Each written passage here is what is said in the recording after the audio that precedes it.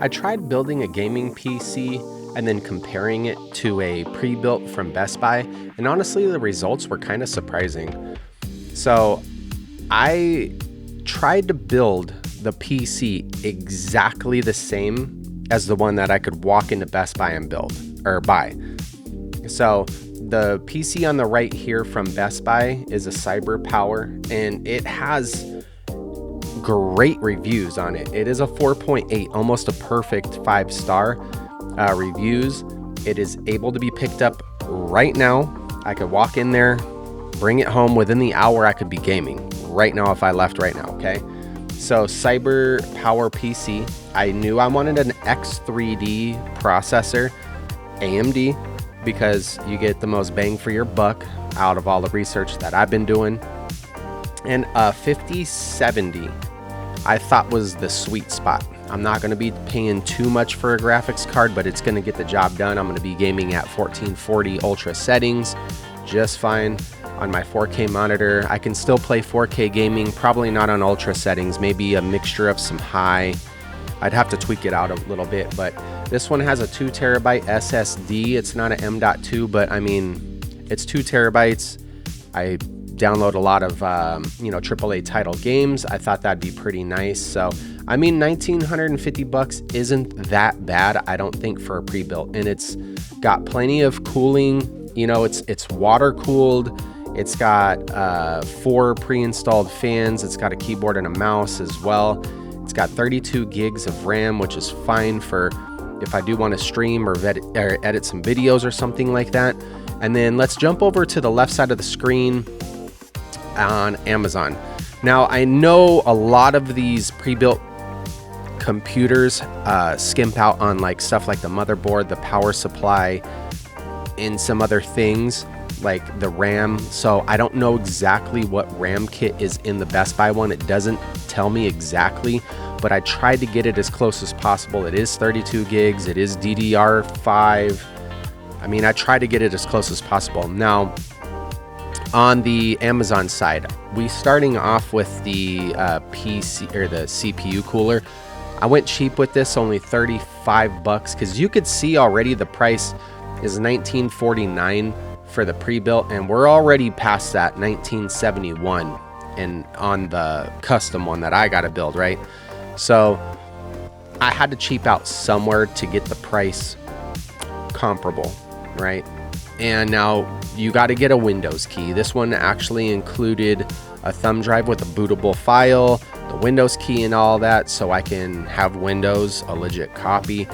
I went with a 650, not fully modular. It's $50 on the power supply, because I'm assuming the one in the Cyber Power is not fully modular, and it's probably right around 650 watts. It doesn't tell me, but I just picked that one to keep it cheap. The King spec 2 terabyte SSD was like the cheapest I could find on Amazon too. Now the Corsair Vengeance DDR5, I'm still shocked how much RAM is, dude. That is crazy. $321 for a RAM kit. And now, this isn't exactly apples to apples, but it's pretty close. It is still 32 gigs, and it is DDR5, and at least it's Corsair. It's a name brand. It doesn't have like RGB lighting and all that stuff on it, so it's pretty close. The 5070 card was the absolute cheapest one that I could find on there, period. So $639. It is a triple fan card though, so we got some good cooling. And then this was the absolute cheapest motherboard I could find. That's AM5.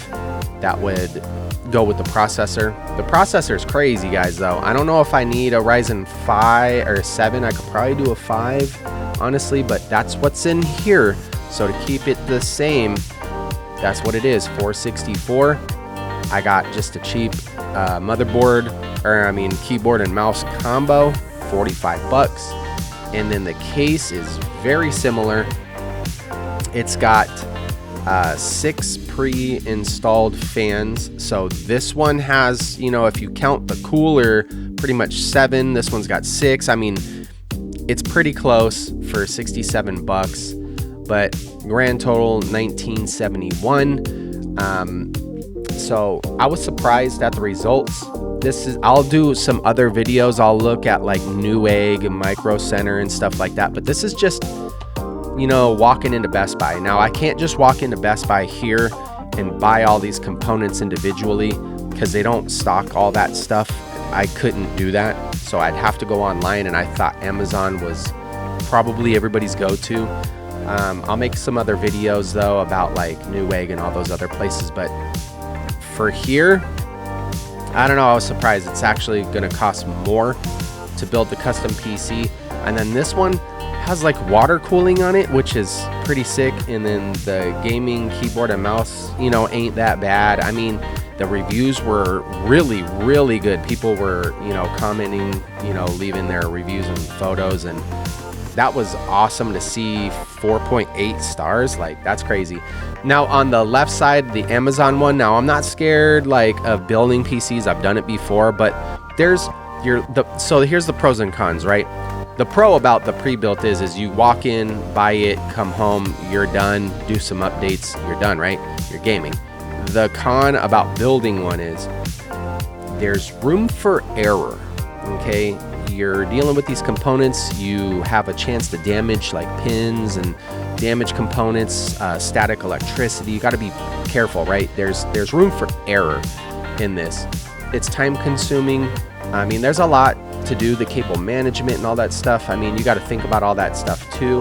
I mean, if you're really that guy that just loves to do it just for fun, I mean, that's the way to go, right? I mean, you're only at $19.71. It's not that much more. And then if you want to throw some extra dollars at it, you can get yourself a water cooler. I mean, it is going to be a little bit more than the pre-built, but you're in total control at that point. So there's some pros and cons about it. Let me know your thoughts below. Comment, did you go pre-built in 2026? Did you custom? How much was it? Like, let me know your thoughts on that. I'm still, like in the previous video, I'm still kind of leaning on getting a pre-built because I could swap out components later on down the road. It's not a big deal for me, but that gives me a good base though, right, to work with. I can maybe go in there a couple months down the road and swap out the cheapest component, maybe the motherboard, right? But I don't know, let me know your thoughts below. If you got this far, go ahead and hit the thumbs up. Subscribe for more videos like this. We're going to be digging in a little deeper into some other videos and websites and seeing, you know, the pros and cons to both. And I'll see you in the next one. Peace.